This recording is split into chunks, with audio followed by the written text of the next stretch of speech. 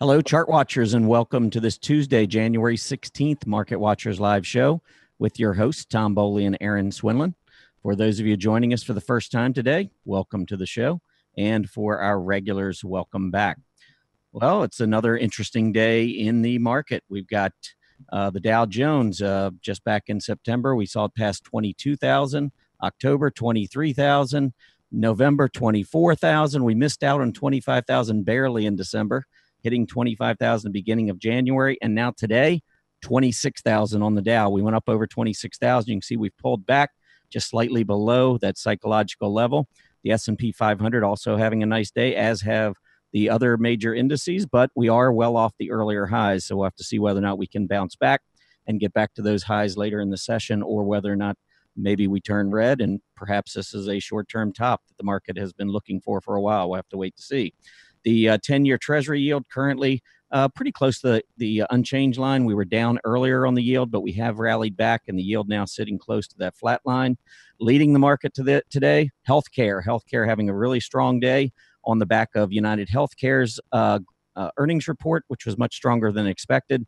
And the healthcare providers, you can see the index has popped pretty nicely as a result of that. Pharmaceuticals also having a strong day. Very, very key long-term resistance level being tested by the pharmas. We'll look at that later in the show.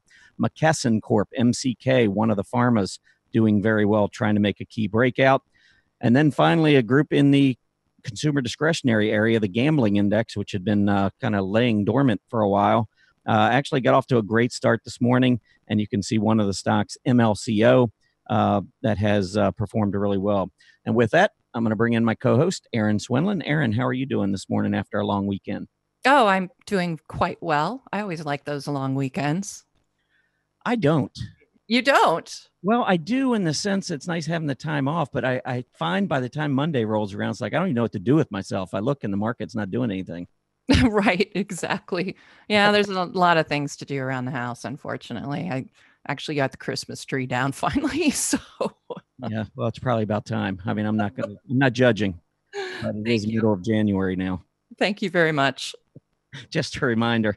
We also have Chip Anderson in today doing everything StockCharts. Chip, how are you doing this Tuesday morning? Hey guys, doing great. Glad to be here. Glad to be back. And my Christmas tree is still up. Okay. Wow. I don't feel so bad. All right, I'm still not judging. I'm going to let it go. Well, I know we got a ton to cover, Aaron, so I'm going to let you get into some of the announcements and then the agenda for today. Absolutely. Our upcoming schedule. So we have Tom McClellan coming in tomorrow, and I did get a sneak peek at his presentation. You are going to love it. Don't miss this guest tomorrow for sure. Then we have on Thursday, Greg Schnell's coming in. He'll do his point and figure review for all you point and figure fans. And then I'm going to be doing a workshop on Friday. I'm going to cover the DP market indicators. We talk a lot about the indicators for the stocks. I want to talk to you about the indicators for the entire market. So we'll look into that more on Friday. And as far as today's agenda, everything StockCharts, as you heard, Chip is here. He's going to give us the rundown, followed by our Monday setups. Yes, it's Tuesday, but we still have to do our Monday setups for you.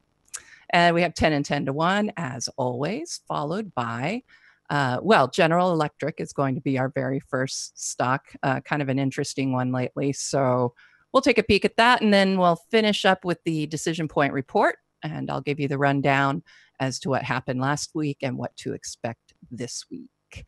And with that, I'm going to turn it back over to you, Tom. All right, sounds good. Yeah, only one economic report out today. We did get the December Empire State Manufacturing Survey, and that came in at 17.7.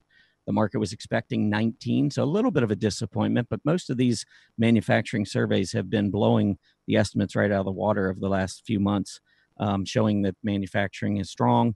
And you can see the 10-year Treasury yield has been climbing as a result of these prior reports. But today, like I said, it did come in a little bit weaker than expected. You can see that the 10-year Treasury yield is really flat today, but this is after a really nice move where we went from 2.40% up to 2.60%. And if we pull up the weekly chart on the 10-year Treasury yield, you see really a cup. Beautiful uptrend starting in the summer of 2016, and now it looks to me like a cup.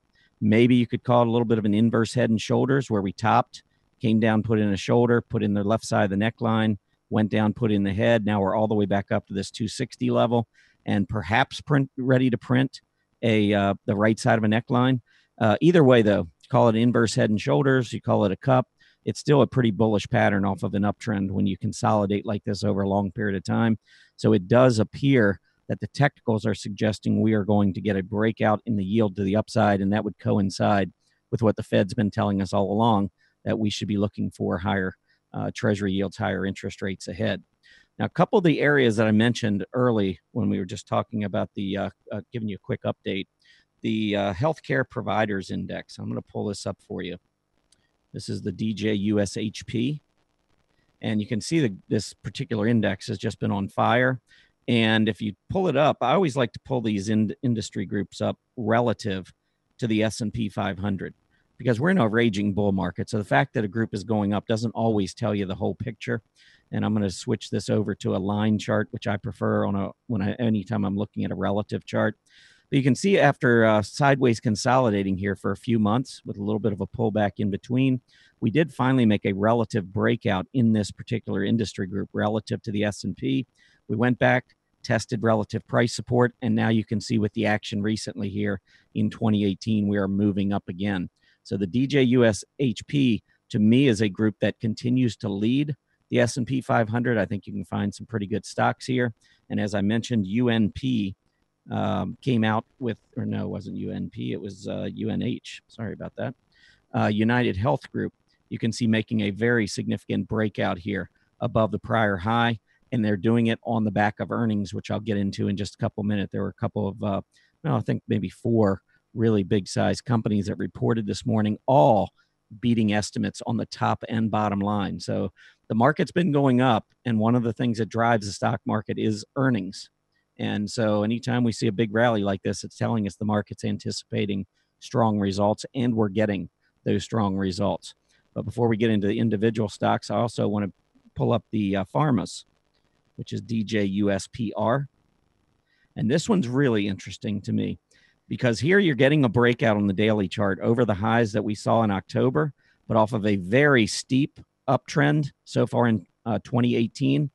This candle so far is a little bit bothersome because you can see the long tails off the top and the bottom. That's telling us that there's a lot of indecision, a lot of volatility, market trying to figure out whether or not this move to the upside is sustainable or whether or not we're going to pull back. And what's really interesting is looking at this on a longer term weekly chart, because we have been sideways consolidating for the last 2.5 years in the pharmas. And you might look at this and say, well, why would I want to participate in a group that isn't really going anywhere? Well, when they break these sideways consolidation patterns and they break out and they've been underperforming for a while, it can lead to significant outperformance. I'm going to give you a couple of examples in just a second. But take a look at this chart relative to the S&P 500 on the pharmas. So you look at the absolute chart and it looks, not too bad. I mean, it's sideways consolidating. But when you look at a relative chart, because the S&P 500 has been doing so well, a flat industry group really does not show well on a relative basis. And that's exactly what we can see here. This is a group, the pharmas, that have been underperforming for a while. And you might even say, well, it's a defensive group. So that's a group probably that is not going to lead anyway. Well, I would argue we go back 9 years to the beginning of this bull market, you can see that the pharma has actually outperformed the S&P 500 for about 5 years before we went into this tailspin on a relative basis. So if we can get a breakout on an absolute basis chart on the pharmas, I think you're going to start to see this relative strength pick back up. And I'll give you a couple of really good examples. The first one was on the home builders. Actually, let me go ahead and just show you the relative strength of home builders versus the S&P 500 on this line chart. You can kind of see that on a relative basis, we had a huge move in home builders back in 2011 into the end of 2012. But since then, from 2013 to 2016, really, this was not a group that, if you're looking for outperformance of the S&P, if you're trying to beat the benchmark, this is a tough group to do it with for about 4 years. But look at the relative strength that has that we've seen really in 2017. So you might say, well, how could you possibly have forecast that? Well, when a group makes a breakout, and I'll go ahead and just keep with the line chart here, but you can see for 4 years, the home construction group didn't do much. It just sideways consolidated. Looks kind of like what we're looking at with the pharmas with their current consolidation pattern. But once we got the breakout in the home construction, not only did we get an absolute breakout in the index, but all of a sudden, if we go back to that relative chart, you see that's when the relative strength began as well. So all of a sudden, money starts to move and rotate in once you see these technical breakouts. So again, I think you can go back and you can say, take a look at something like the pharma group and see how it's going sideways for 2 or 3 years. Well, a breakout would be a very significant occurrence and could switch that relative weakness that we've been seeing for the last couple of years to relative strength in 2018. So I think the farmers is a group that we really want to keep an eye on. Another example of this would be if I just pull up the renewable energy. Renewable energy, look at this move. Now, this is not relative strength. This is just absolute strength. But look at the index, which was down below the 50 level in April, and now it's above 100. It's more than doubled since April. And again, you say, well, how could you possibly have spotted that ahead of time? Well, if you take a look at it versus the S&P 500, and I'm going to do that in just a second, but here was a relative, or not a relative, this was just a downtrend. So this is just the index itself. It broke its downtrend line back in the second quarter of 2017. Much of these gains came after that downtrend line was broken. And if you look at the renewable energy relative to the S&P, it also was clearly downtrending. It was horrible. But once we got that relative downtrend break and we started trending higher in renewable energy, you can see that this has been a great place of within the market to invest. So these are just some signs to be looking for. I know when I did my 2018 market forecast last week, that was one of the things that I was trying to point out, is that when you get these breaks of downtrends or sideways consolidation, many times that can lead to relative outperformance for a period of time. And so those are areas you really want to key in on if you're trying to beat the benchmark S&P 500. A couple of earnings reports that came out this morning. Let's go through them. First, we had Citigroup. You can see sideways consolidation mostly for the last 3 months. Citigroup came in with earnings that topped expectations, $1.28 versus $1.19. Their revenues also topped expectations, $17.25 billion. Market was looking for 17.09. So we did have a beat on top and bottom line, and we are getting a breakout with that MACD turning back to the upside. And of course, volume is going to be heavy with the earnings report. So I think Citigroup looks pretty good. CMA, this is Comerica, already moving higher. Certainly you would expect solid earnings with this kind of movement heading into an earnings report. And they got it. Top line, $830 million. Market was expecting $819. Bottom line, $1.24 versus $1.21. So very strong report there, continuing to see a rise. Last two, INFO, IHS Markit, coming up upon some pretty key resistance, but you can see the move to the upside was pretty strong, and the earnings came in 52 cents versus 51. The revenues, $944 million versus 912 estimate. So another solid report here. Trying to make a breakout. This would actually be an interesting area to take profits, though, to see whether or not it can actually negotiate a very key, not only price resistance, but also the top of this gap resistance comes in at this level as well. So INFO may have some problems. And then finally, UNH, which I talked about earlier, United Health, did beat $2.59 on the bottom line, $2.59, market expecting $2.50, and top line $52.06 billion. And the market was looking for $51.52 billion. So again, another beat on the top, beat on the bottom, and a breakout with some pretty heavy volume. A couple of quick upgrades and downgrades, and I'm going to bring Chip in for the everything stock charts, but just 1 second. Pretty interesting charts. First, we're going to go with INFY. This was an upgrade. And after the huge move that we saw to start 2018, we did get a big gap up today. But look at that long tail. I'm not sure. This is starting to look like maybe a short-term top on INFY. HIBB, This one I wanted to point out because notice the move. This is a retailer. Stock was 15 less than 2 months ago. Now it's at 25, and now we're getting an upgrade. So a lot of times, I'm not talking collusion, but I'm just saying it's kind of interesting to see a lot of these stocks make these moves, and then afterwards you see many of the big firms coming out and raising guidance, or not raising guidance, but offering up upgrades on some of these stocks. Now, some stocks are in downtrends and they get upgraded. Here's one, ADTRAN, ADTN. Anytime I see a stock that's moving lower like this, I expect resistance at that falling 20-day moving average here. With the upgrade, we got a gap up right to the 20-day moving average, but then right back down again. A couple others that got upgraded like this, Campbell Soup in a downgrade, gets upgraded, goes up to the 20-day moving average, and it fails. And then you take a look at something like, I think it was Procter & Gamble maybe that also, same thing.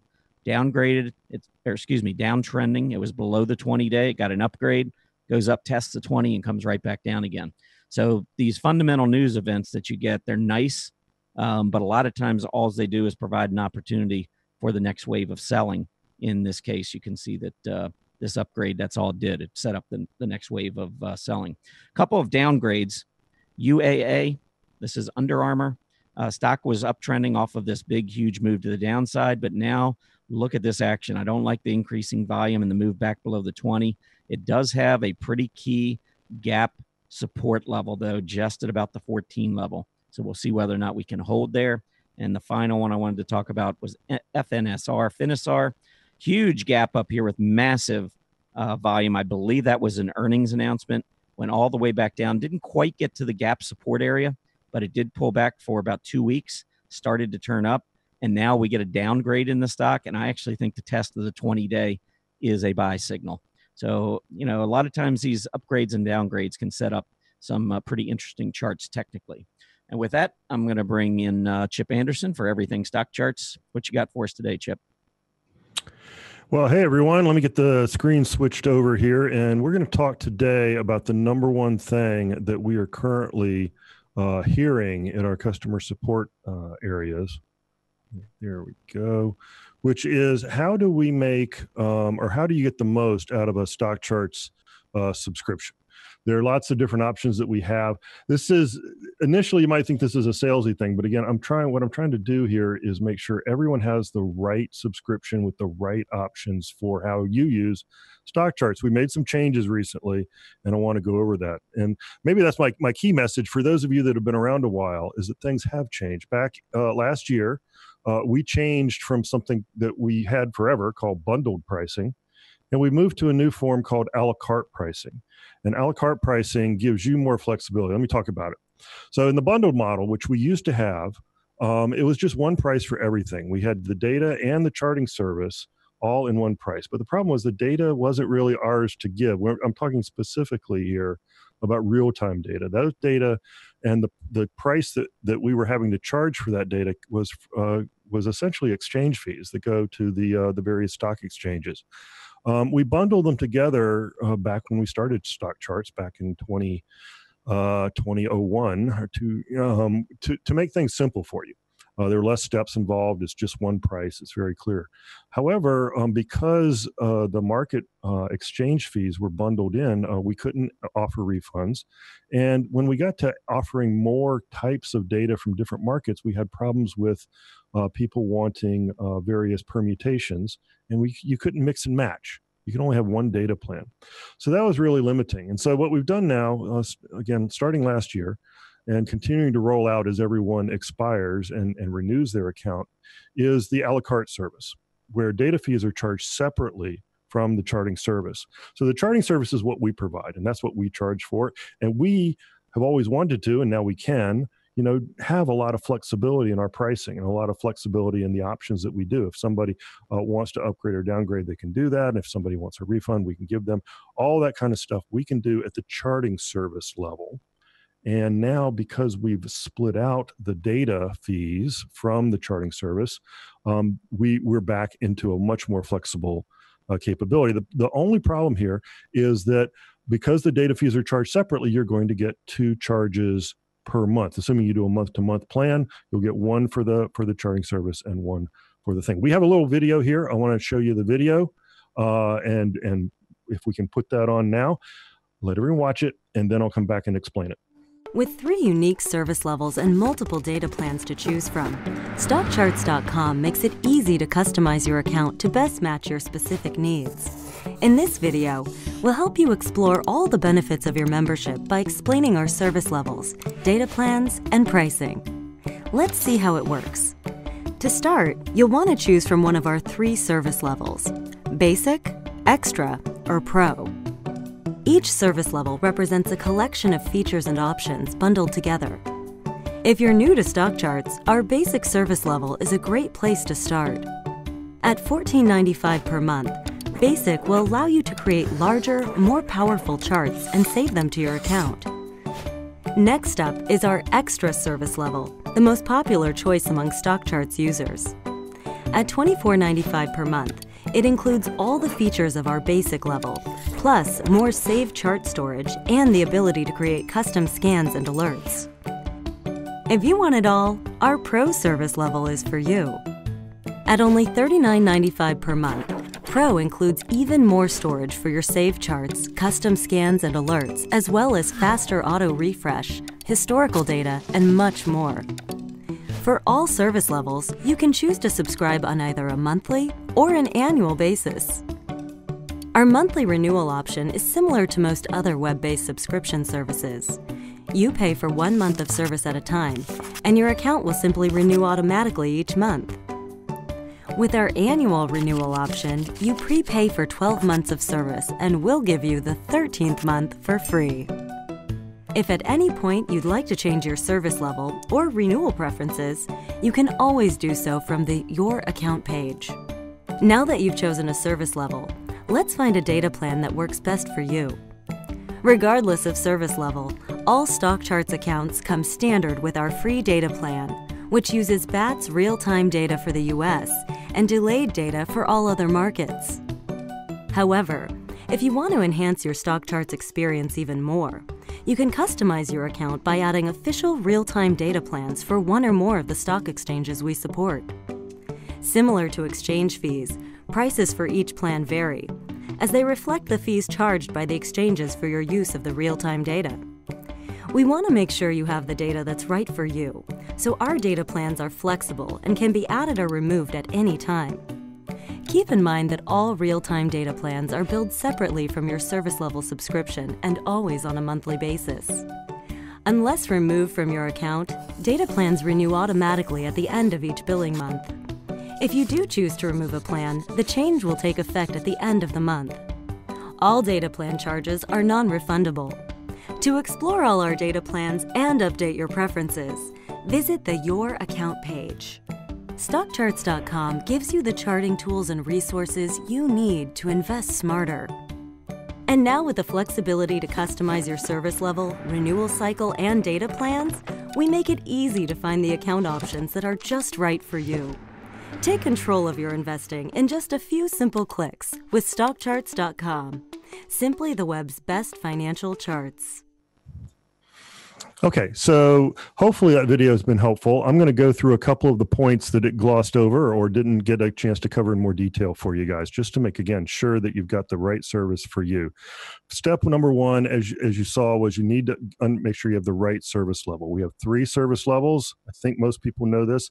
Go over this quickly. We have Basic, that gives you intraday charting, which for free people don't see, and it gives you 1 chart list. You can store up to 500 charts. It's relatively inexpensive, but you can't categorize your charts because you've only got the 1 list, and you don't have our scanning, which is can be a big deal. Extra, which is kind of our main service, it's our most popular service, gives you that custom scanning.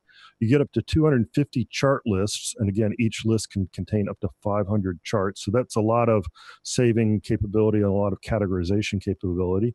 You also get up to 10 technical alerts, which can be really, really, those will notify you when certain situations happen.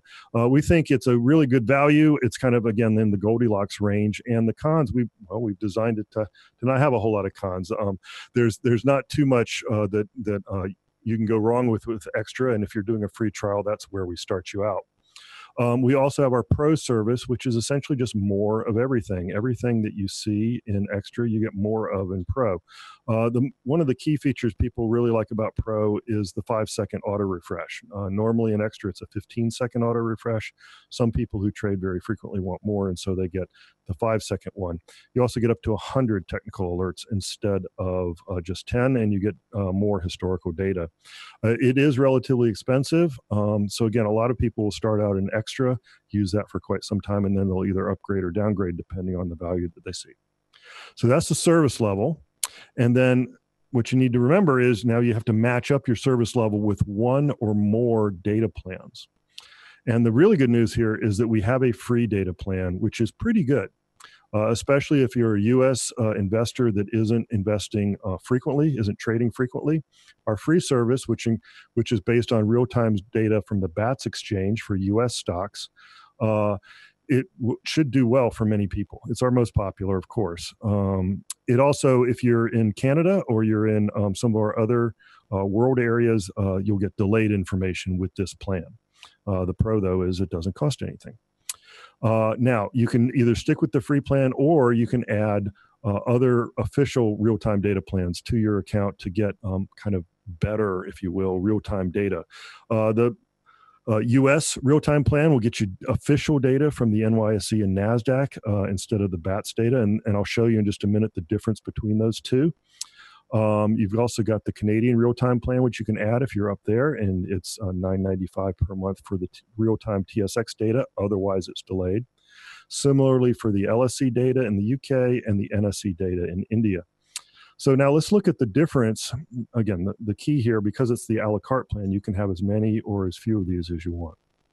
The key, though, is what's the difference between, for many investors, what's the difference between BATS real-time data and official real-time data from the NYSE and NASDAQ.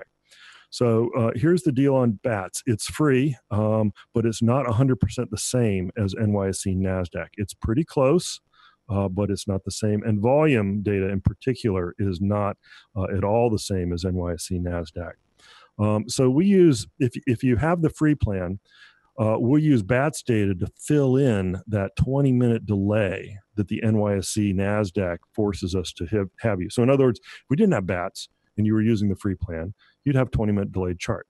But instead of showing you that 20-minute delayed chart, we'll take the BATS data, imperfect as it is, and we will use that to fill in the gap.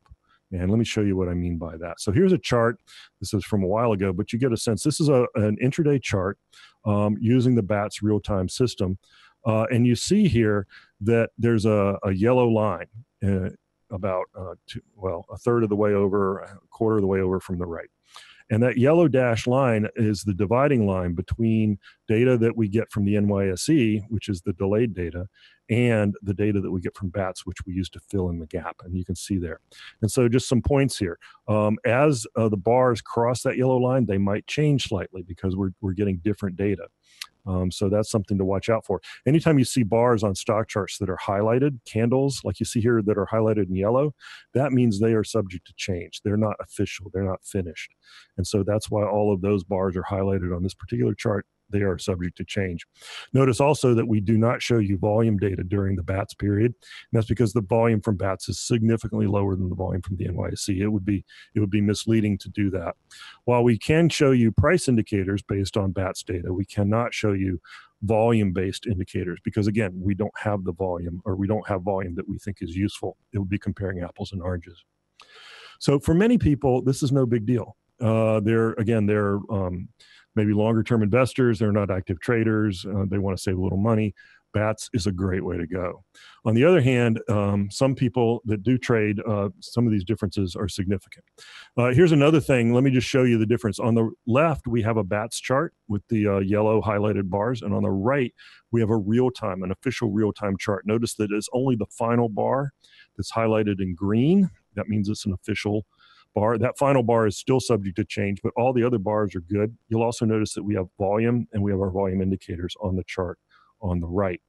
So this is what BATS looks like for a liquid stock, a stock that trades heavily. And you notice that there's not a whole lot of difference. There's just minor differences between the candles on these two charts, and everything is pretty close. So that's great, again, for a liquid stock. On the other hand, For a thinly traded stock, the BATS data is going to be a lot different from the official NYSE data. And so we can see here lots of gaps, lots of little dashes where there should be price information over here, that kind of thing. So again, if volume is important to you, or if you're trading thinly traded stocks, then you probably want to consider looking towards the official data instead of the BATS data. Okay, so combining these two concepts of the service level and the data plans.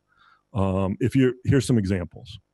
If you're a long-term investor and an occasional trader, then maybe you want to go with the extra service. You'll get the scanning, you'll get the chartless categorization, you'll get alerts, that kind of thing, and you can stick with the free data plan. If you're only using the website after the market's closed, there's absolutely no reason to pay extra for real-time data. And so, again, a long-term investor, occasional trader, this is going to be perfect combination for them. On the other hand, if you're a rabid US day trader, maybe you want the pro service because you need that 5-second auto refresh going for you. And you probably will want the official US data plan so that your quotes are full, you've got the volume, and then also you're probably comparing quotes on our site to quotes on your broker site, and you want them to be identical. Going with the official US NYSE NASDAQ data is going to give you that. Let's say that you're up in Canada and you are a position trader, so you trade maybe 3-4 times a week, something like that, maybe a little more, maybe a little less. Again, the extra service is going to be great for you. It's going to give you scanning. It's going to give you alerts, help you with those trades. And you'll probably want to add the Canadian data plan. You might want to remove, if you have it, you might want to remove the US real-time data plan and instead go with BATS real-time. However, for the US quotes, that's going to save you some money. And so again, and the whole point is that you have lots of other possibilities as well. These are just 3 examples. They're kind of common, but still, they're just 3 examples. You're going to want to tune this to your particular thing. So how do you make changes? If you've got an account now and it isn't necessarily what you want, or you want to check to see what you have, you can log into your account and click on the Your Account link at the top of the page. There are 2 links on the Your Account page that will help you if you want to make changes. The first is called Change Service Level, and obviously that'll let you upgrade or downgrade between Basic, Extra, and Pro. And then there's the Manage Data Plans link, which is also on the Your Account page. That's going to allow you to add or remove any combination of data plans that you want.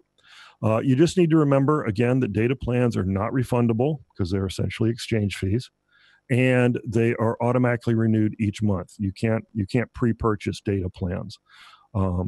So we will be charging you on a monthly basis regardless for your data plan. And then you can either combine that with a monthly auto renew of your service level, or you can pre-purchase your service level out into the future as well.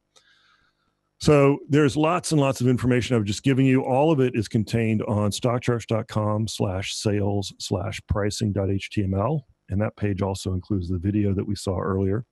And it's also explained in our Chart School or support area. And you can see the link here, especially the link for the explanation about BATS and the difference between BATS and official real-time data. And so with that, I'm going to wrap this one up. Again, I apologize. Next time I'll be back with some more tips and tricks on using the site, but I really wanted to cover this because we're getting so many questions about it right now in our support queues. So with that, I'm going to wrap it up. All right. Thanks, Chip.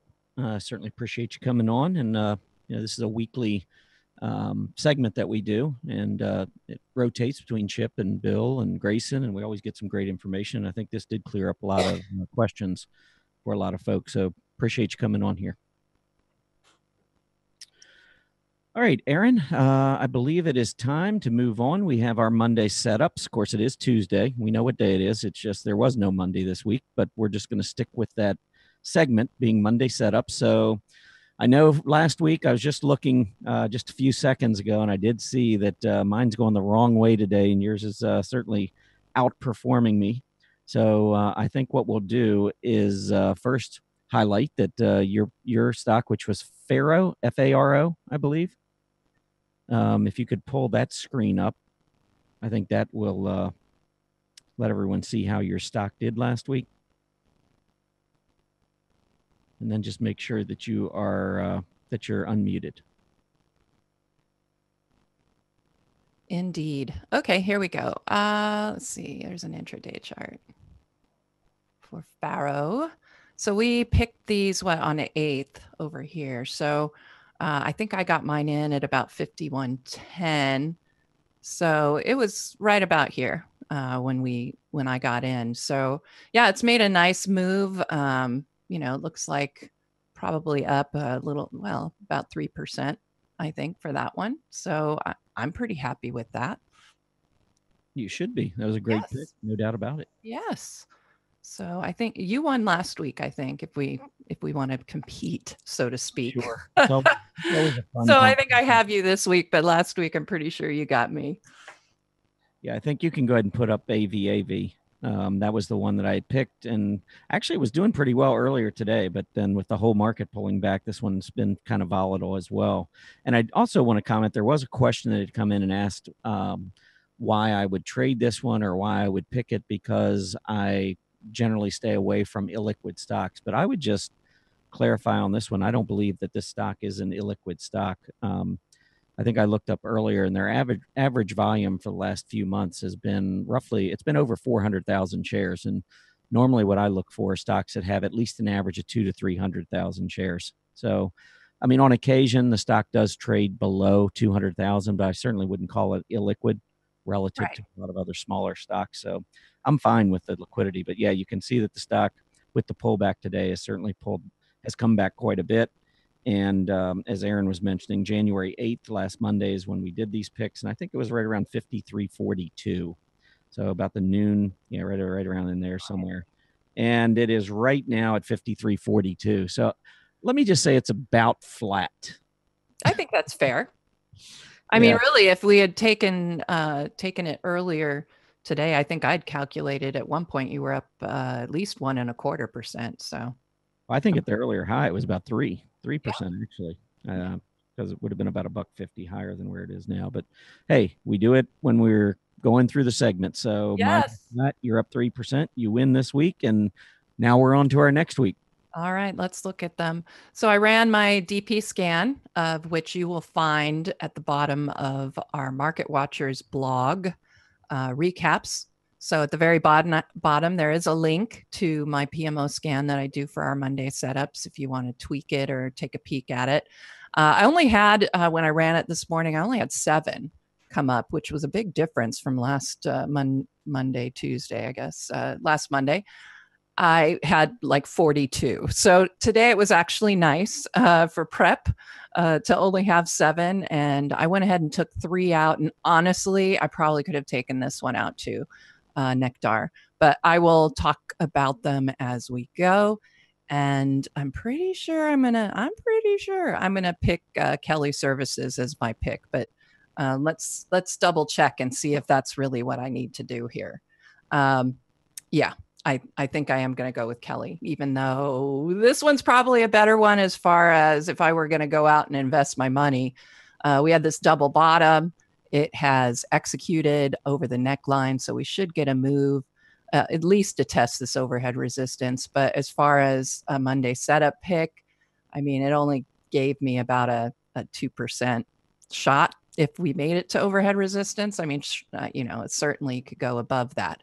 But for the exercise of Monday setups, I wanted to really increase my reward. Not worry quite as much about the risk because, well, I'm paper trading this at this point. But this one was my second place, mainly because we did get that breakout. And of course, we'd already started that breakout from that declining tops trend line.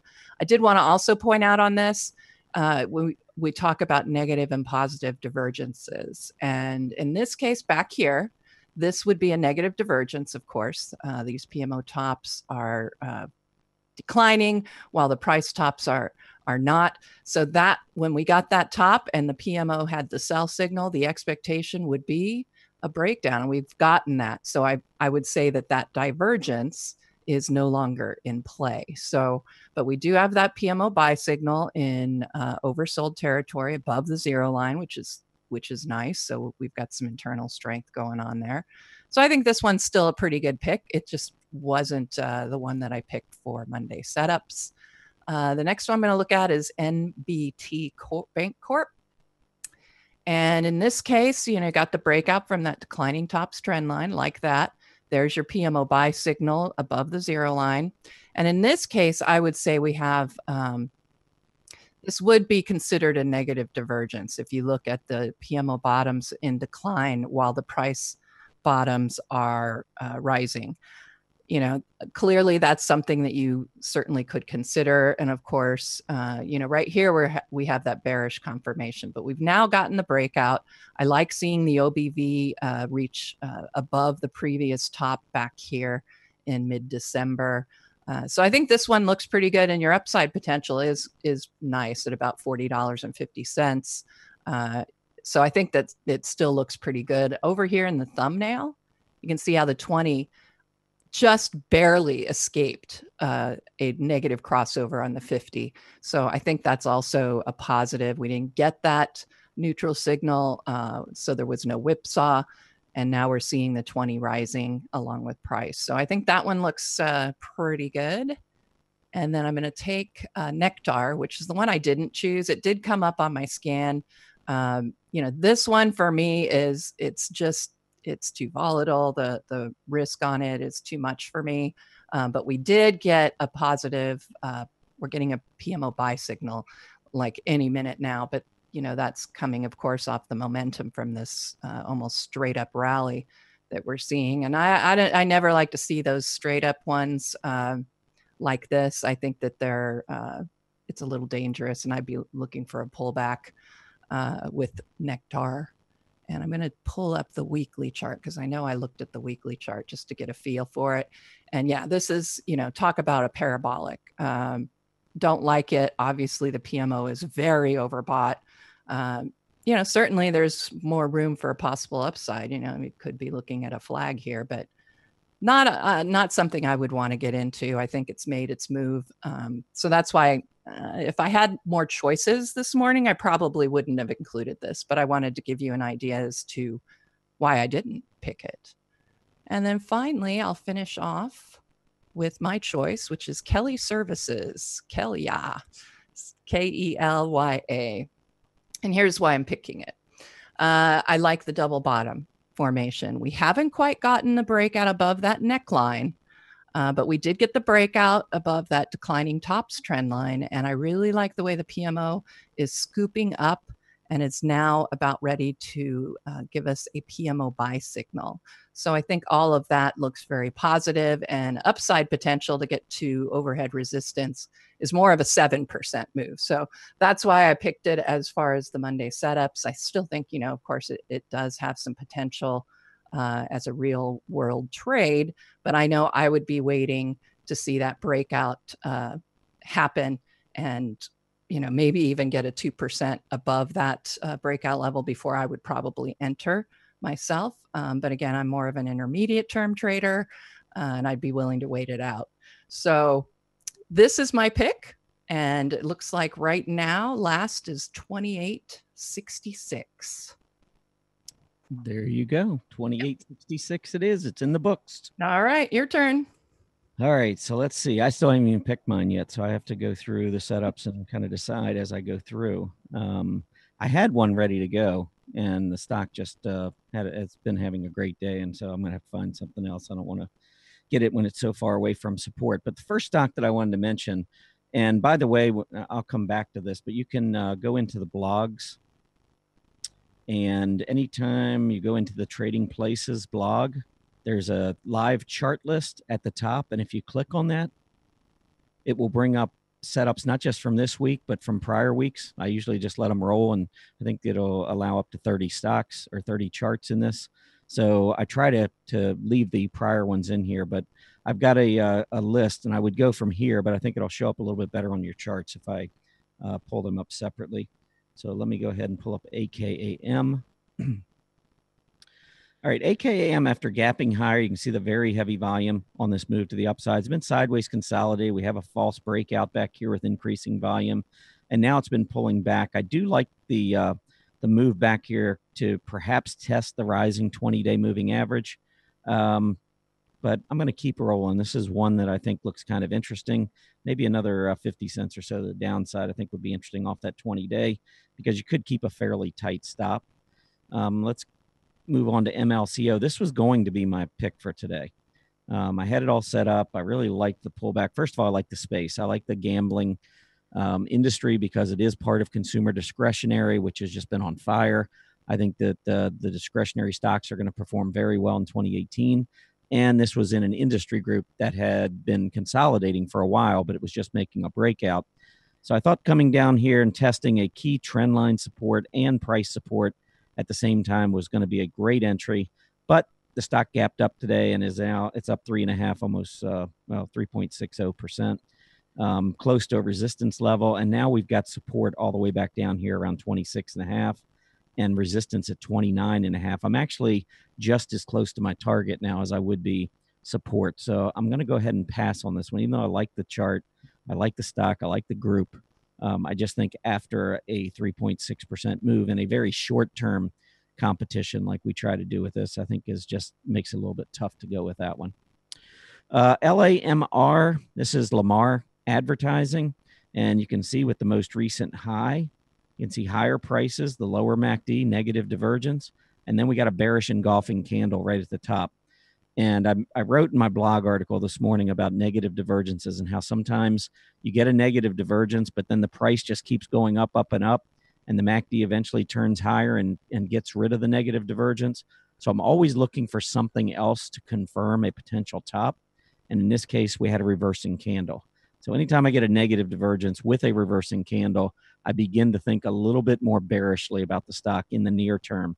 And you can see LAMR did come all the way back down to this price support area, also hit the 50-day moving average, which is what I look for after a negative divergence. MACD was back down to the center line. It has continued to drift a little bit lower. Eventually, a break above this 20-day moving average is going to be really interesting. But it is kind of between the top of gap support, and you can see the huge volume on this gap up and move higher. And as we've been drifting lower, look at the volume much lighter here. So I do like the volume trends of this one, but we're squeezing between the gap support level down around 71 and the falling 20-day moving average, which is now down at 73. It's going to be really interesting to see which one of these levels break. But I do like the reward to risk here because you've got 78, maybe 78.5 as a target. And as we get down closer to the low 70s, the reward to risk is really solid. The next one I had was MTOR. This one is not necessarily on a price support level, but I like the fact that after this huge move with heavy volume back in mid-September, we've gone, and by the way, look at that topping candle. Anytime I see that long tail and a failure to break out, that makes me nervous in the near term. And you can see that actually started the selling here. We went all the way down to the bottom of gap support, and we had a trend line in play, which we broke to open this year.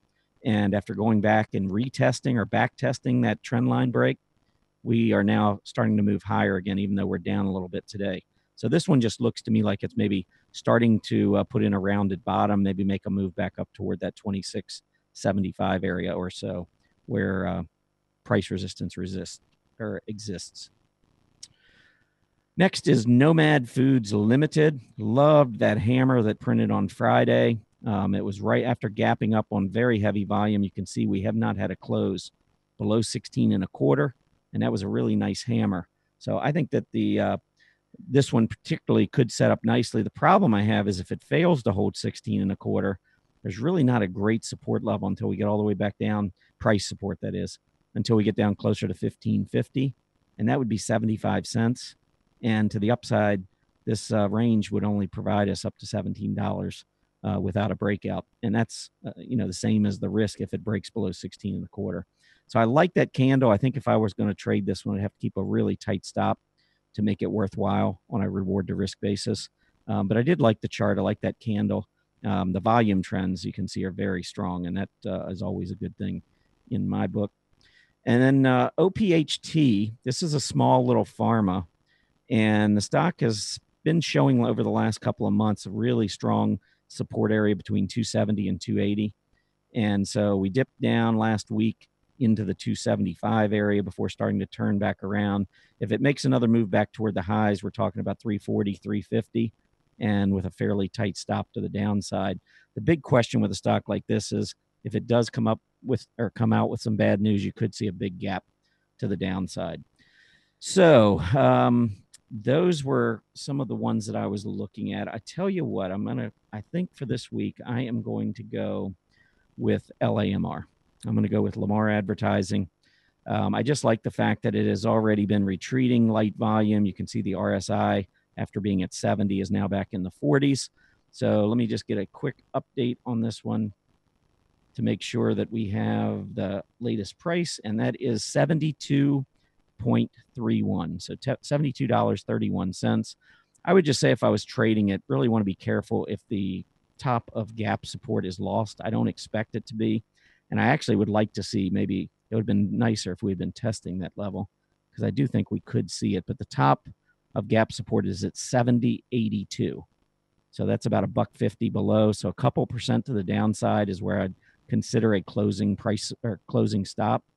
And the upside would be up here at 78.38 is the open. So let's say 78 and a quarter.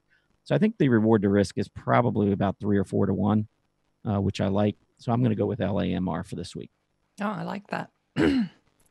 I like it. We'll have to see how we finish out the week. And I know you're going to have to come in and see if you can't beat what I did this week. So that's a tall order. I mean, of course, the market did pretty well this week. Yeah, it's kind of hard to look stupid in a bull market that's really riding quite high. Goes up. I mean, I do, I don't like, I agree with you. Having a stock like my AV that was flat this week is not particularly exciting.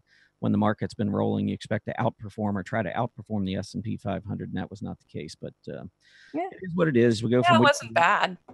No, it was. There were some opportunities for profit, but I think right now it's just shaking out.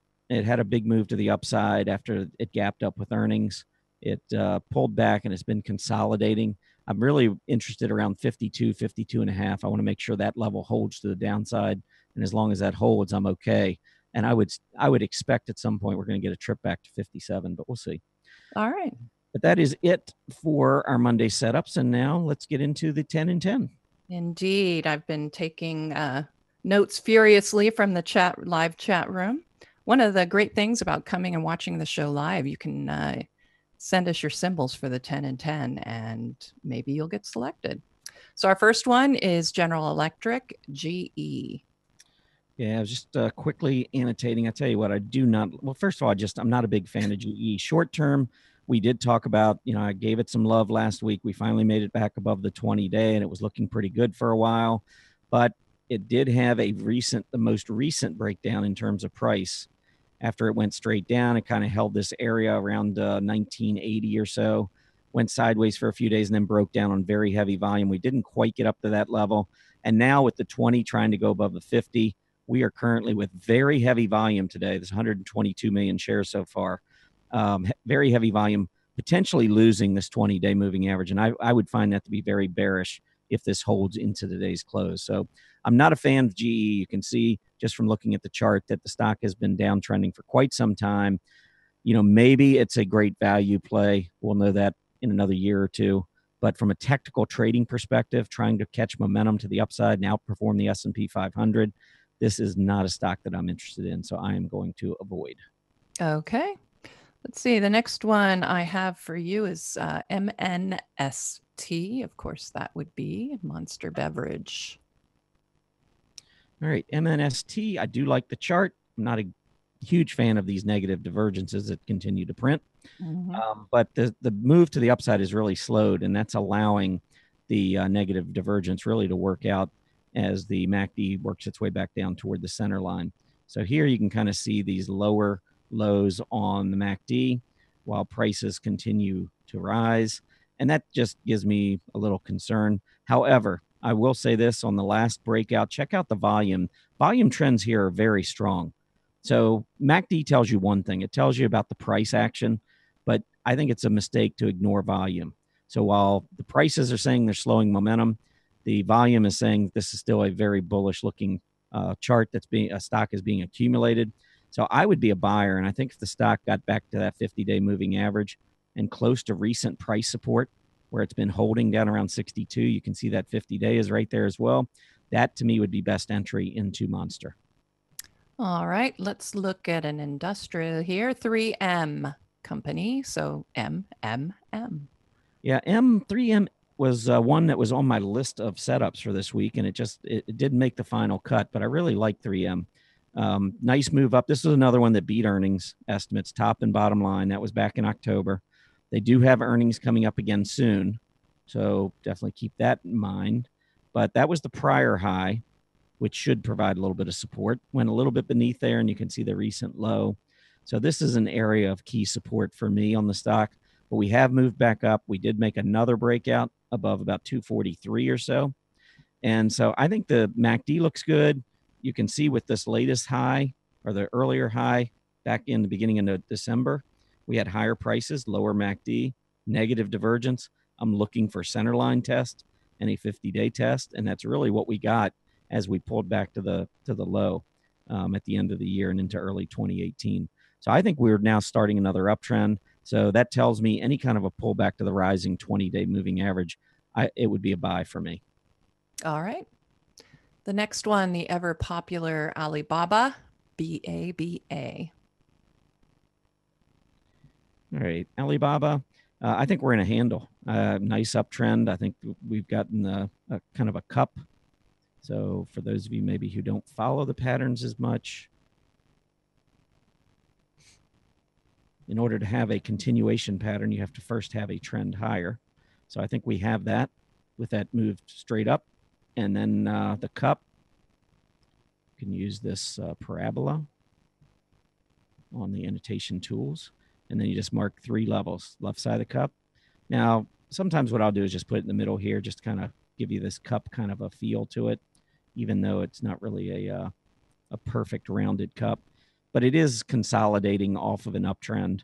And so I would call it a cup, even though it's not a perfect rounded cup. It's not as easy to see, I suppose. But as we were moving back up, you can see the start of the year, the volume did pick back up. And now we're seeing lesser volume as the handle prints.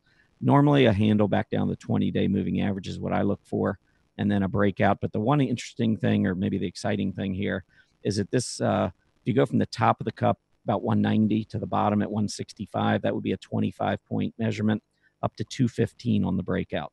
So you're sitting there looking at a stock at 185 with potential measurement to 215, and maybe gap support down here at 175 you could use, or maybe the moving averages if you really wanted to keep it tight.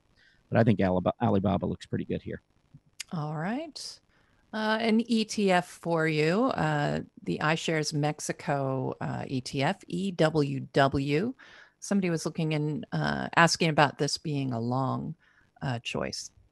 Well, I do like the breakout. Now, again, any of these ETFs, you do have to consider there is a currency translation.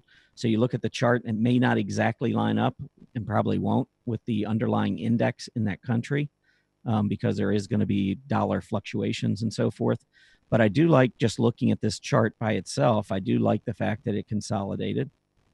And I'd have to go back and look at the index, but we have been off a downtrend consolidating, and we are making a breakout to the upside. So at least it piques my interest at this point with this move to the upside, as the EWW trades at its highest level in almost 3 months. All right. I have an internet stock for you, Yandex, YNDX. Nice breakout here. Looks like a long tail, though, as far as candlesticks go. Yeah, mixed picture, but I would definitely say the breakout to me is more important than leaving the tail at the top. Now, if we were to completely reverse and come back and close down below 35, then I'd be a little bit more bearish in the near term. But I think what Aaron is pointing out there is the fact that, number one, we are getting a breakout. There was the high at about 35 that we saw before. Been sideways consolidating mostly for the last few months off of an uptrend. So you expect it to break to the upside. That's what continuation patterns typically do. The volume is picking up today, so all of that's good. I would be much more bullish on the stock if we were to finish maybe at 35.75, 36 or higher. But even making the breakout to me is a positive.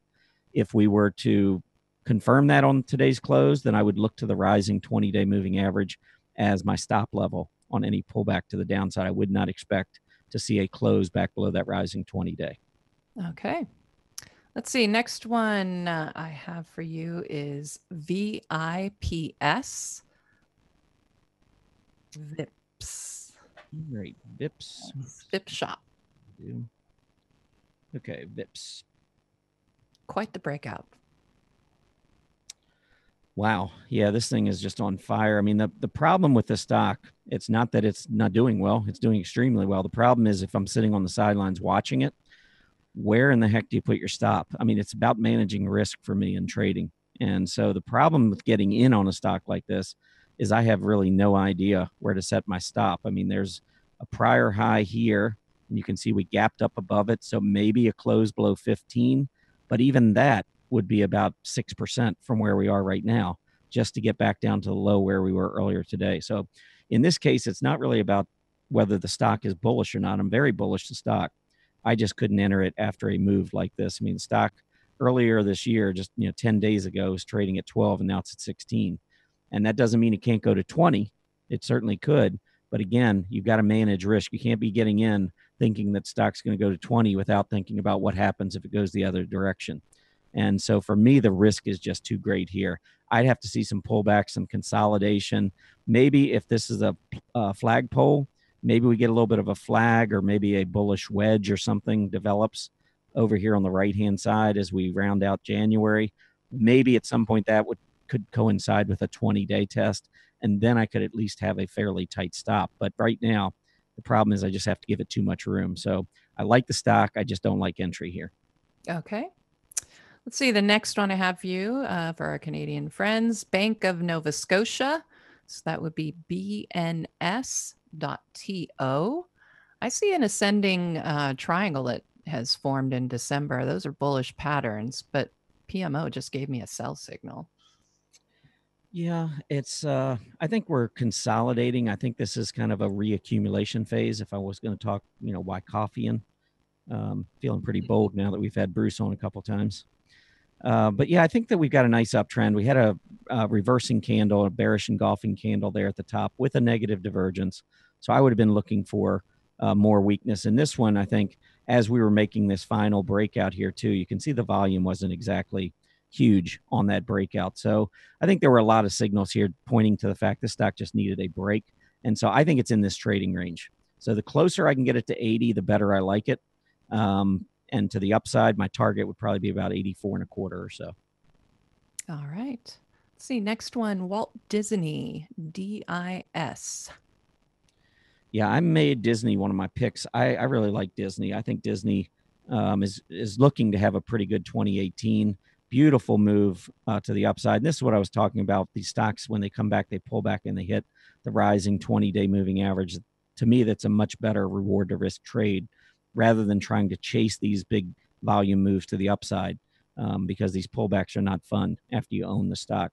But it is up against some key resistance, and there is a negative divergence in play. So I think maybe the next couple of weeks could be a little problematic for Disney. 114 you can see is a pretty significant resistance level. And as we continue moving higher, you can see the MACD has actually been going lower. So I have some issues, and volume, by the way, too, is coming out of it on the move to the upside. So I think there are some short-term issues here with Disney, but I expect a strong 2018. All right. And our final one is First Solar. Nice pullback to support, but I just got a PMO top below the signal line, so it wouldn't be on my radar. I like this one only because the breakouts continue on heavy volume and the pullback is testing some price support. You still got the 20-day moving average a little bit below, and that's been a really strong support level, really, except for one day back at the beginning of December. It's been pretty strong throughout most of this uptrend. So I'm okay with this one. I actually think it's going to continue to do well, but we might see a little bit more of the consolidation. We do have higher prices twice with lower MACD readings, so we do have a negative divergence in play. But as I mentioned, the volume on these breakouts has been very heavy. So volume is not suggesting a top, while price action is saying we maybe need to consolidate for a bit. I would still be fine with First Solar on a 20-day test. All right. That is the 10 and 10. We have concluded that. So with that, I'm going to go ahead and get into our final market update. and see what's going on. It's an interesting day. I know when we had Bill Shelby on, he says typically he'd never seen more predefined alerts that would show up on the same day. And the fact that we have to click view all to see them all tells us that there's been a lot of action today. So I just wanted to go over them really quickly. But mainly, as you can see, we're looking at all these new all-time highs, the NASDAQ, Russell 2000, and of course, the Dow was over 26,000 for the moment. We'll go and take a look as to whether it is still. And then, of course, Russell 2000, small caps doing very well, and they crossed above 1,600. So I'm going to take us back and look at our candle glance. There we go. And if we wanted to include the TSX, I can just go down here and change what's in here and hit go. There we go. All right. So as we can see, not quite there for the Dow. We're at 25,920. A little bit more time for it to pop back up there above 26,000, which would be quite an accomplishment for the Dow. We can see S&P 500. You know, most of the index is gapped up, and they've been really retracing those gains and coming back to the opening or the yesterday's closes. So, you know, it was a great morning, but it looks like we're going to go into the afternoon to the negative. NASDAQ is still on the positive side, reading about 72.61. But notice Russell 2000, we had that really nice predefined alert when we popped up above that 1,600 level. And now we're popping all the way back down. We've ended up in the negative territory right now. And so we're seeing some problems with the small caps right now. TSX is down. We didn't get the gap up. It didn't enjoy the gap up that we saw in our other indexes, so it's in the negative. We've got Treasury yields opened lower, but now are up slightly, reading 25.57. UUP down today and trending lower at this point. And we can see that commodities are also lower, but trying to make a move back up and recapture or at least clean up some of those losses from earlier. USO is also down today and also trying to get back up toward the positive. Gold gap down, but it's been moving sideways. We're not seeing much more action there as far as gold. And it's currently GLD's at 126.72.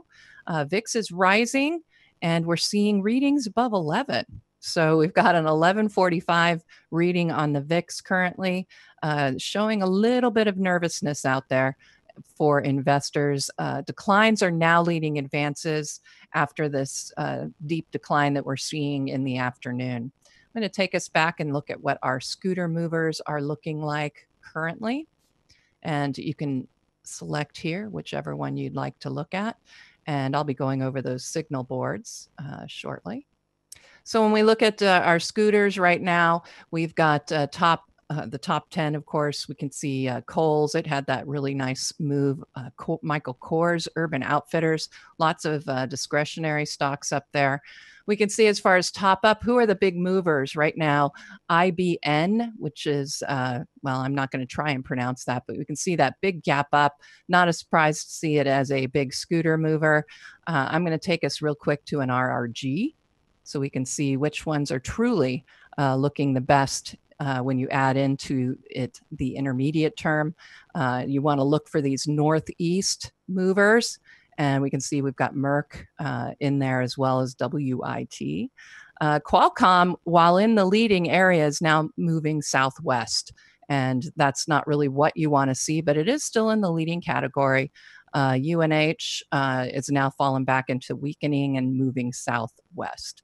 So with that, I think we've got a pretty good look at what the top 10 look like as far as our scooter movers. And as I said, I think Merck was looking pretty good, but wow, you know, we've got that giant gap up. If we look at the actual daily chart, it has popped up above what was gap resistance here. Looks like that early gap could have been a breakaway, and now we're seeing a runaway gap. We've got overhead resistance sitting at about 66, though, for Merck. It is currently up over 7%. And with that, I am done with the market update. Were there any comments you wanted to make on what's going on right now in the market. Yeah, one actually just to add a little bit on that Merck. We were talking about the pharmas earlier, and this is a group I'm watching really closely to see if we get a breakout above multi-year tops. And if we do, I'd be looking for stocks like Merck, and I mentioned earlier McKesson, MCK, that I think McKesson was making a breakout earlier. And so stocks like this, you do want to kind of keep on your radar, especially if we start to see relative outperformance by the pharmas. We haven't seen that for a couple of years, and it would be kind of interesting if we get a price breakout to see if that relative strength continues to evolve. One chart I just wanted to share real quick, and then I know you've got your decision point update. We'll get into that in just a minute. But let me pull up a chart of the VIX. And so what I have here is the VIX on the top, and I have the S&P on the bottom. Now, the VIX, what I did is I actually set it to invisible, and I just put a 5-day simple moving average to kind of slow it down, because when you look at the VIX, it just is all over the place. It looks like a really bad heart EKG. But when you slow it down to a 5-day moving average and get all the noise, make it invisible. And by the way, you can do that down here under the type of under chart attribute. You can put in the invisible. And so all of that noise underneath doesn't show. And the only thing that's showing is this 5-day moving average of the VIX. So the VIX right now, I think, is over 11. You can see the 5-day moving average is at 10.25. But what I wanted to try to point out is that right now the VIX is rising. The 5-day moving average is moving up. So obviously, that the more recent data has been pushing to the upside, and it's occurring with the S&P 500 continuing to rise. And that's the part that's kind of different, because normally when you see big moves like the VIX, and keep in mind, again, this is a 5-day moving average, so the actual VIX itself would be moving much faster. But this 5-day moving average, when it's moving, it tends to coincide with either weakness in the S&P 500 or flat action in the S&P 500 that we saw here. Here we got a big, push up. We went a little bit lower. Here we got a big move up in the VIX, the 5-day moving average of the VIX, and prices went lower. Here we actually got a little bit of a move to the upside, while the price, we had a little bit of a pullback in the market though. Here we got a nice move up in October on the VIX, mostly with a little bit of an advance in the S&P 500. November, 5-day moving average spikes, a little bit of weakness in the S&P.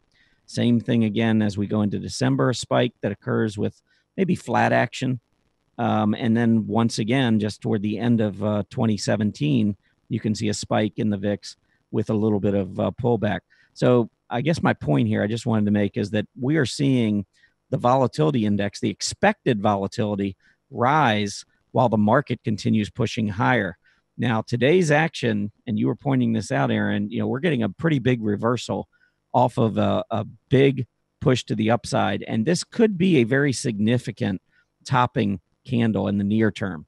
Unless we rally later today, we've seen a lot of these gains evaporate, and the Russell 2000 small cap has actually moved into negative territory. Now, I'm not saying I think these are significant long-term tops, but the market's been looking for a little or something to indicate a potential pullback in the near term, kind of just to do something with all the overbought conditions and readings that we're seeing in the market. A lot of our momentum oscillators are very overbought. And I think today's action is beginning to suggest maybe a short-term pullback is upon us. And that certainly would coincide with what the VIX is telling us with this move to the upside. All right. With that, I'm going to share my screen, and we're going to start that decision point report. First, I'm going to show you where you can get the weekly wrap that Carl writes, and it pretty much lines up with my views, of course. So the weekly wrap you can find in the Decision Point blog. It's published on Fridays or Saturday morning, and it gives you the rundown, basically what I'm going to do for you right now live. But you could have read most of this on Friday. But I'm going to show you what I think about what's going to happen on the upside and the downside. But here is his. I'm going to go ahead and take you into my charts just so that we can use those as far as talking about them. And here we go, chart list. And this is my Decision Point live chart list. And like Tom, if you go to the top of the Decision Point blog page, you will see all of these charts. I'm trying to keep them updated. I don't go through them quite as much as I used to now that I have the show here. But let me show you what we've got so far on our Decision Point chart list here. So I'm going to take us into the 10-minute. We just talked about that, so I'm not going to go into great detail. But yeah, seeing this pop and now seeing the pullback, you know, we always talk about corrections, possible pullbacks. This might be the extent of it. You know, we got the pop higher and now we're pulling back toward the open. So interesting, definitely interesting to think about. I do want to show you Carl's chart, though, because I think that one was really well done. I think I put it in here. Let's see. I have so many chart lists. It's very fun, I have to say, but it does cause problems when I'm trying to find something. Actually, I think I put it in the Market Watchers one. But anyway, what I wanted to talk about is the fact that we are, here we go, that we are looking at a parabolic really that is shaped up as far as the SPY. And of course, that's the S&P 500 ETF. And we're now looking at very, high readings as far as the PMO. I will say, though, 1.7 is about where we're at. And the typical range for the SPY and the S&P 500 is between -2 and +2. So although this looks fairly overbought, we still have some room to the upside. And as we all know, having looked at plenty of charts with my PMO on it, we can see them stretch a lot higher. But we got that pullback on the PMO down to just about that zero line. It's been moving up slowly. But the concern, of course, is anytime you see a parabolic, it can be very painful when it declines, because it's usually very fast. But Carl said, and I have to agree with him, you know, we haven't seen anything especially bad here when we've had overbought PMOs and even tops. The worst case we've seen really in the past year are pauses, a lot of sideways movement. We got a little bit of decline there. But, you know, something to consider. And it's hard to say. I know we talked a little bit about fundamentals and the tax plan and that sort of thing. And Carl did mention that it is likely what is really fueling what's going on this week, which is why I'm thinking this pullback may be, you know, all we're going to see. I'm going to show you the S&P 500 weekly chart. There we go. And, you know, I've been watching this rising trend channel. And of course, we got the breakout from it last quarter of 2017 and have continued again in that parabolic move upward. You know, eventually we're going to have to see something, a little bit of a pullback. But as Carl said, you know, when we have fundamental news like the fact with the tax plan, and a lot of that is trying to get baked in. And what he suggests is that, you know, we are moving and it is a parabolic, but we could be setting up for quote unquote a new normal.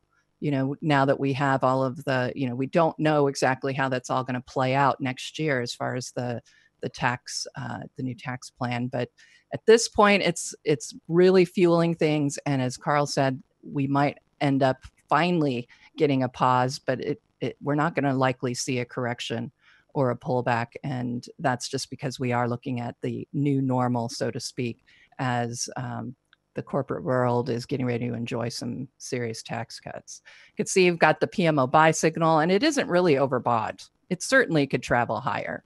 So I think there's still, you know, upside to be had without having to have a, you know, serious breakdown, pullback, that sort of thing.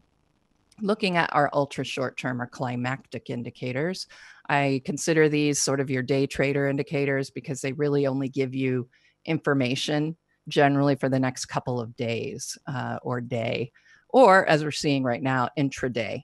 So the look of this chart now, of course, these are 12 January numbers because, you know, these don't update until the end of the trading day. But as you can see, we had really large spikes on Friday. Actually, this is now the new reading for today. So we're going to get quite a spike on the new highs for the S&P at this point. And when I see that, And I see that lined up with a penetration of the bottom of the VIX, like we're seeing here. I invert my scale because I consider readings that puncture the bottom Bollinger Band as oversold readings and to expect more upside. So these large climactic readings at this point, I would normally consider an exhaustion because we have been in such an uptrend. But the fact that we're seeing the VIX now rising for the next day or two, that's actually bullish, I would say, for the market. So we could be looking at a bit more of an initiation or, a move to higher prices continuing at this point. And I say that mainly because of where the VIX is and the fact that it has penetrated the bottom Bollinger Band. You can see where we've had that happen previously. And it is a pretty good indicator of, getting ready to go back up. So here's another one right in there. So it finished us off at that bottom. So I think the VIX is a fairly good indicator if you want to use it inverted like that. Short-term indicators, and Carl also mentioned, we are seeing a top and they are starting to decline somewhat. But as he mentioned, it really hasn't hurt us when these indicators top. I mean, look at here, early December. Yeah, we got a little bit of a pullback. And back here in October, you could see, okay, we got some sideways action. We didn't see it pull all the way back down. So at this point within the last year and within the new normal that we started back in November of 2016, I think that, we don't have to worry too much about the fact that these are topping. And looking here at our intermediate term indicators, which I'm going to cover on the next chart, but you can see they're trending upward even as these are topping. So I'm not overly worried at this point about the fact that they've topped and are moving lower. And the intermediate term indicators are really right behind this, that we should see more upside. We're not topping yet. We had those positive crossovers and we are not in overbought territory. So honestly, as far as the intermediate term is concerned with these indicators, you are looking at more upside potential in the intermediate term. And it just seems crazy when you're looking at a parabolic move this way that you would be looking for continued higher prices. But as Carl said, we might be getting ready to line up into an area of what we would call a new normal. I've been very bearish on UUP. We got that execution of this head and shoulders short term, and we're now getting ready to puncture and close below that previous low we saw back in September. Ugly PMO on UUP. Ugly OBV, tops declining at this point. And of course, the scooter is in the basement. But what is really interesting to look at, I think, is the weekly chart for UUP. And we can see how significant a breakdown would be at this point. We would be looking at lower prices back down below what we saw in 2017. We'd be looking at lows we haven't seen since back in 2014. So, and then notice this, we just got last Friday a new PMO sell signal on the dollar. So not looking good. I would expect the dollar to continue to fall. And what does that mean? Generally, gold is going to enjoy some rally if we continue to see the dollar move downward. And Carl pointed out, and I think it's a great pattern to point out, this very long flag pull, and there's your flag, and we've gotten the breakout from it. And that typically tells you that with a flag, when you get the breakout, you can do the minimum upside target. And that would be calculated by the length of the flagpole, which in this case, let's say 1330, 1240. So we're looking at a 90-point move here on gold. And that added to the 1330, well, that's going to put you at 1420. So the expectation would be quite a breakout here. I certainly am looking for it to test overhead resistance here at that September top. Looking very quickly here, we're almost done. The weekly chart for gold, and again, we can start seeing some of the significant moves that we've gotten so far.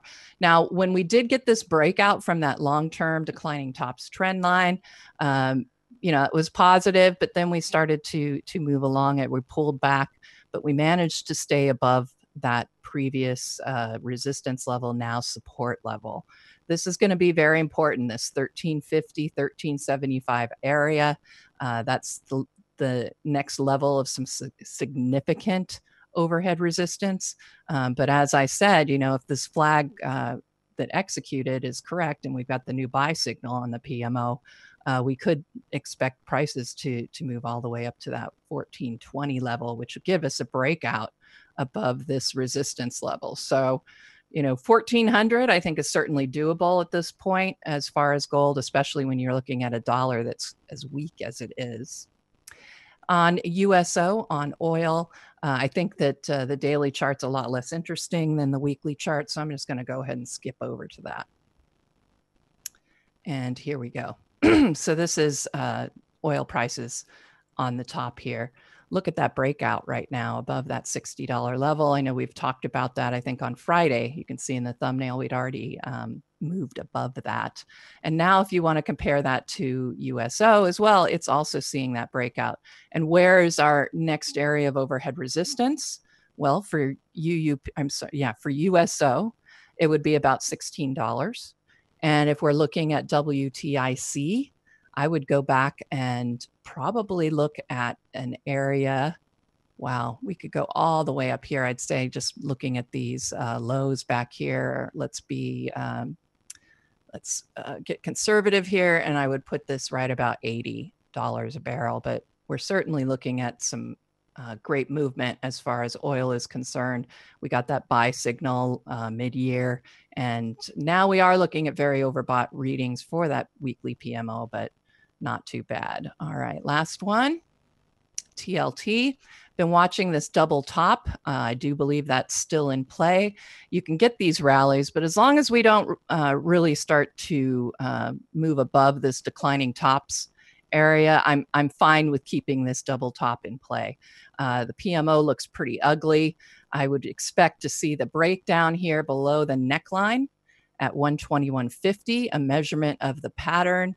120. So we're looking at, let's see, 121.50 to about 128.50, let's say. So that's what, $7 move to the downside is what we would look for after a penetration of this neckline of that double top. So we still have to get back down here to that 150. The breakdown, okay, I actually added it to the top. I should have subtracted it from the bottom. I'm in a hurry. So basically that the length, which I think we said was about 7, bring that down, and that's going to take you back down here to that level of support, which makes sense considering it is lining up with this support level back at that March low. And that's all I have for the decision point report. And I know we need to wrap things up. But there you go. Here's what I covered. And again, Decision Point blog, the weekly wrap is going to cover all of this. And then typically on Mondays and Wednesdays, I do sort of an update on those indicators. So you can go ahead and check out the Decision Point blog for that. And with that, Tom, I'm going to pass it back over. And gosh, we got to figure out what we're going to do for this week as far as where is the market going? Well, I'm going to wait and obviously make a call later today, but I don't like the way the market's acting today. I don't like getting a solid report from Citigroup and seeing the banks sell off from the open, the S&P 500 selling off from the open, 10-year Treasury yield stalling at overhead resistance. It looks to me like the XLU is reversing after a downtrend. So, I mean, the XLU is way off the bottom earlier today. Volatility index rising. I know for you, from a short-term perspective, I know you were looking at it as maybe a bullish signal. For me, I just don't like it when the expectation of volatility begins to rise, especially with the market going higher. It just tells me that maybe we're just getting a little bit, because usually what we see is that volatility moving up when the market's moving down. Sure. And sometimes that will be an indication that maybe in the short term we're getting a little bit of too much selling, but it's kind of unusual to see the VIX go up 30%. Yes. Since the S&P 500, since the beginning of the year, when the S&P's gone straight up. So there's some things to think about later in today, and we've had a big run up, so I'm not going to be at all afraid to take some profits and sit back a little bit and see what happens maybe from here. But Again, if we rally into the close, I completely agree with you. I think that the rest of this week, we could continue to see strength. But if we continue to see selling the next 2.5 hours, I'll be a little bit more concerned. Yes. Yes. Any final thoughts before we wrap up today?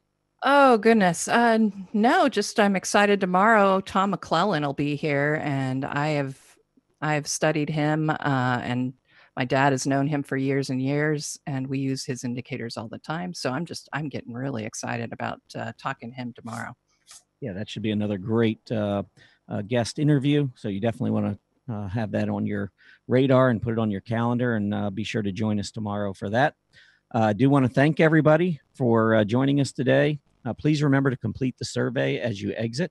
We love to get your feedback to hear what you think of Market Watchers Live. As a reminder, Market Watchers Live airs 5 days a week, Mondays through Fridays from noon to 1:30 p.m. Eastern Standard Time. Have a great Tuesday afternoon, everybody, and we'll see you on Wednesday. Happy trading.